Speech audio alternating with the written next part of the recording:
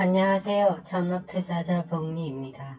이 영상은 5월 27일 토요일 오전 11시 46분에 영상을 녹화 중입니다. 연휴 잘들 보내고 계신지 모르겠습니다. 일단 어제 미국 증시 마감 현황을 한번 보도록 하겠습니다.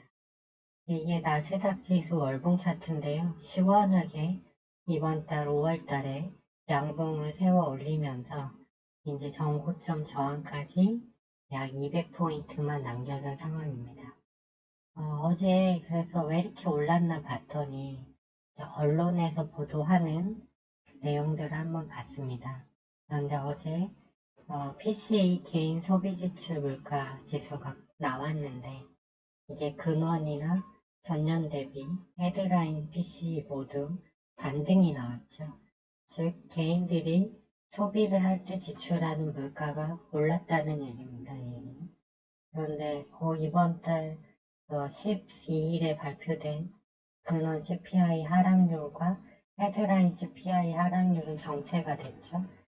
그런 상황이었는데 이거는 전혀 반영이 되지 않고 부채 한도 협상 타결 기대감으로 상승이 나왔습니다. 분봉 차트를 한번 보면 어제 매수세가 얼마나 강했는지 알 수 있는데요. 5분봉으로 보시면 시작하자마자 이미 이 장 시작하기 전에 PCE 물가가 높게 조금 소폭 상승했음이 나왔음에도 무시하고 그냥 이렇게 랠리가 나와버렸습니다. 그래서 이걸 어떻게 볼 것인가 해서 이제 이 부분에 대해서 한번 설명을 드리고 싶은데요.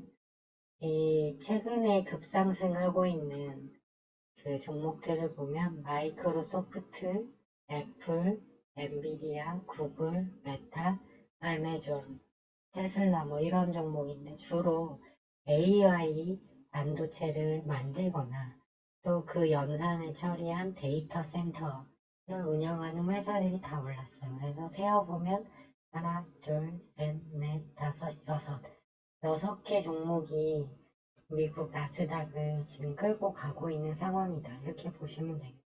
이 규모가 큰 것들이 시총이 크다는 얘기거든요. 그런데 이 종목들을 누가 계속 매수했나 봤더니 미국의 유수의 헤지 펀드들이 저점에서 집중 매수를 했더라고요. 그래서 AI 혁명이다 이런 얘기가 나와서 아직 시중 유동성은 많으니까 묻지마 매수가 이미 고점임에도 묻지마 매수가 들어온 거죠. 저는 이걸 보면서 국내 2차 전지대 에코프로 그룹주들 그리고 그 예하 중소형주들이 두세 배 상승을 보여줬던 그때 랠리가 생각이 납니다. 그때도 코스닥이 유독 강해서 1000포인트 간다는 말이 잠깐 나왔었는데 결국은 어떻게 됐나요? 이게 특정 섹터만 가다 보니까 다시 다 내려오고 있죠. 그래서 이걸 바라보는 시선 또한 저는 여전히 좋지 않다고 보고 있고요. 과연 AI가 지금 바로 실적이 생성되는 그런 분야인지 묻고 싶고요. 그 다음에 AI로 대체되는 그런 직업군을 생각했을 때 경제적으로 그 고용이나 이런 쪽에 어떤 영향을 미칠지는 아직 나오지 않았거든요. 그렇기 때문에 일단 지금의 랠리가 강한 건 인정하겠지만 과연 이게 맞는 것인가 라는 생각이 듭니다. 그리고 이렇게 자산시장이 올라가게 되면 필연적으로 소비가 늘죠. 어제 발표된 지수를 보면 소비는 예측치보다 무려 전월 대비 2.5배가 늘었습니다. 그렇게 되면 지금 연준은 물가 잡기 위해서 금리를 5.25%까지 올렸는데 이 물가가 과연 잡힐 수 있을까? 더 큰 혼란으로 가는 과정이 아닐까라는 좀 걱정이 드는 상황인데요. 걱정할 건 없습니다. 만일 어느 구간에 올라와서 다시 물가에 의해 이게 부러지는 상황이 온다면 인버스 상품이나 비트코인 하방 베팅을 하면 되기 때문에. 근데 나스닥 선물은 어제 더 강했어요. 무려 2.8%가 올라서 이제 전고점 대비해서 그렇게 빠진 게 있나라는 생각이 들 정도 부분까지 올라왔습니다. 근데 이에 비해서 비트코인은 강하게 올라가지 못했죠. 원래 비트코인이 나스닥과 연동해서 움직이는데 비트코인 시장은 강하지 못했어요. 그 이유는 나스닥이 여러 종목들이 고루고루 오르는 장세가 아니라 소수의 종목들이 올라가는 장세이기 때문에 비트코인이 이를 반영하는 폭이 적었다고 보고 있고요. 통화 시장에서는 여전히 달러 강세가 나오고 있고 국채 시장에서 국채 금리도 1년물이 여친 고가를 갱신하면서 계속 올라가고 있고 독일이나 영국도 마찬가지 상황입니다. 이것이 말해주는 것이 무엇이냐면 금리를 더 올릴 수 있다라는 뜻이죠. 그런데 나스닥이 왜 이렇게 강하냐, 이것은 일종의 헤지펀드의 작품으로 보고 있습니다. 이 구간에서 떨어질 때 헤지펀드는 주식을 비중을 엄청 줄이면서 공매도를 쳐서 막대한 수익을 남겼거든요. 근데 이 구간에서는 다시 AI 관련된 시총 몇 개 큰 종목을 집중 매수해서 또 지수를 왜곡시키고 있는 걸로 보고 있습니다. 어느 시점이 돼서 2차전지처럼 다시 꺾인다면 그때 가면 매수한 거를 다 차익 실현하고 또 공매도를 치겠죠. 원래 그것이 헤지펀드의 본 모습입니다. 그래서 지금은 너무 흥분할 것도 없고 일단은 지켜보되 좀 바람직한 현상은 아니다 이렇게 보시면 될 것 같고 믹스 지수도 연중 거의 하단 최저점에서 어제 그렇게 나스닥이 올랐는데도 그렇게 밀리지 않았죠. 그래서 언제라도 위로 다시 튈 수 있는 구간이다 이렇게 보고 있고요. 근본적으로 다음 달에 나올 근원 CPI 등이 내려가야 되는데 거의 뭐 이런 상황이라면 물가가 하락폭이 그렇게 커지긴 어렵지 않을까 그런 생각이 들고 특히 미국 상업용 부동산은 공실이 많아졌지만 주택은 기존의 그 낮은 모기지론으로 주택을 구입한 사람들이 많고 공급 부족으로 무주택시장은 여전히 견고하고 지금 경제가 고용시장도 좋잖아요. 그렇기 때문에 이것이 이제 하반기에 좀 쉽지 않은 흐름이 나오겠다 이런 생각이 좀 들었고요. 공포 탐욕 지수를 보면 63에서 다시 68까지 올라와서 이제 여기서 7 정도만 더 오르면 이제 극단적 탐욕 구간에 들어갑니다. 그런 상태고요. 국내 증시가 미국장 나스닥이 계속 오르는데 반등폭은 매우 약하죠. 좀 강하게 치고 안 가고 있는데 그 이유는 지금 삼성전자 우리나라 지금 시총 큰 종목들을 한번 보면 삼성전자가 일단 반도체가 제일 큰 게 확인이 되고요.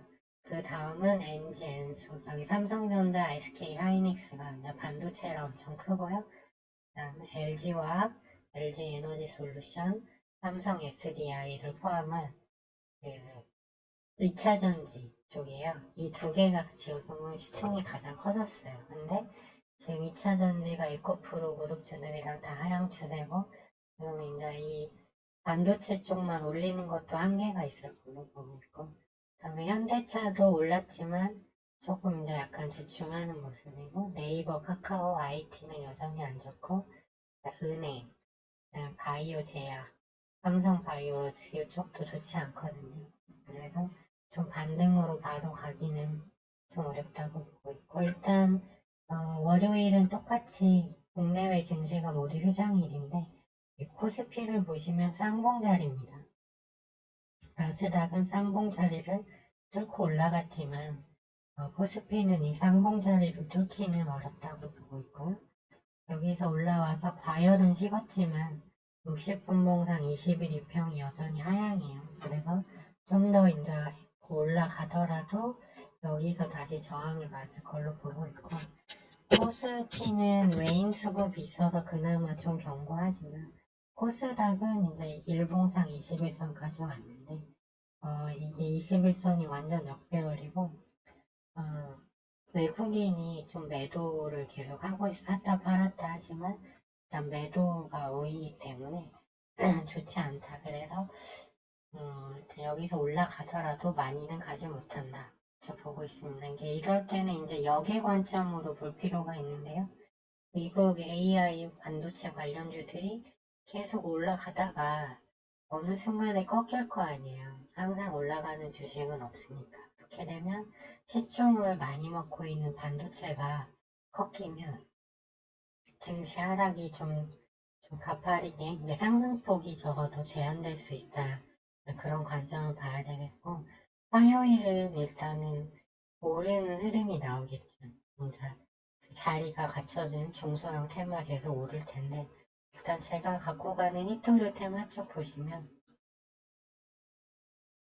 주봉상으로 딱 자리를 잡고 있어요. 삼화전기는 그 28,000원에서 3만원대가 최대 매물대거든요.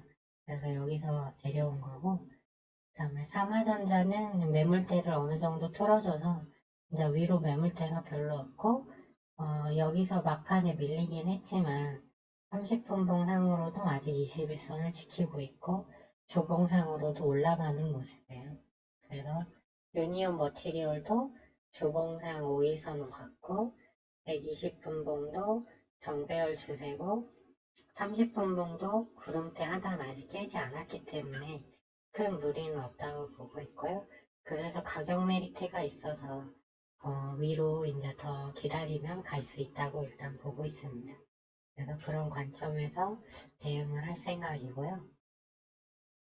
그 외에 이제 자동차 중소형이 좀 조정을 많이 받았거든요. 그래서 21선에 다 와 있는 서현이와 정도 그다음에 나노팀, 나노브릭 이런 거. 그다음에 자율주행 쪽에서는 C큐브, 그다음에 후쿠시마 오염수 한창산업, 그다음에 탈모치료제 관련주 바이오니아 이런 종목들 추세 하단 저점 오면 지수가 안 밀리니까 이제 이런 중소형 죄송합니다. 이런 중소형 주들은 올라갈 수 있다고 보고 있어요. 그래서 일단은 미국 장을 면밀히 주시하면서 그에 맞게 대응을 하면 된다고 보고 있고요. 일단은 테슬라 페라이트 관련주 그리고 미중분쟁 관련주 섹터를 지금 금요일에도 마찬가지였지만 지금 이렇게 매도하고 나갈 이유는 없다 이렇게 보고 있습니다. 유니온 머테리얼은 신용은 여전히 좀 높아졌고 사모는 더 늘진 않았네요. 사모전기는. 그래서 더 갖고 가도 무난하고 제 중소형 테마 장세는 당분간 계속 유지된다. 이런 식으로 이해하시면 되겠고요. 너무 한쪽에 강한 시황을 가지고 가는 건 좋지 않고요. 요즘은 이제 나스닥이 강하긴 하지만 언제 그 흐름이 바뀔지 모르기 때문에 그에 맞게 대응을 하면 보는데 한국장은 지수는 위로 강하게 못 가겠지만 중소형 테마 장세는 계속된다. 이렇게 보고 있습니다. 고객 예탁금도 50조 깨졌다가 다시 51조 4천억까지 들었더라고요. 그러니까 그런 관점에서 이쪽 히토류 페라이트 테마도 더 갈 수 있는 자리다. 이렇게 보고 대응하시고 이쪽 매매 끝나면 또 미국장 흐름 보면서 또 이제 자리 돌아오는 중소형 테마 활발하게 매매하면 된다고 보고 있습니다. 네, 그러면 남은 주말 잘 보내시고요. 도움이 되셨다면 좋아요와 구독 신청 부탁드리고, 그냥 남은 연휴 평온하게 잘 보내셨으면 좋겠고요. 저는 화요일날 오후 4시에 다시 시황을 가지고 찾아뵙도록 하겠습니다. 시청해주셔서 감사합니다.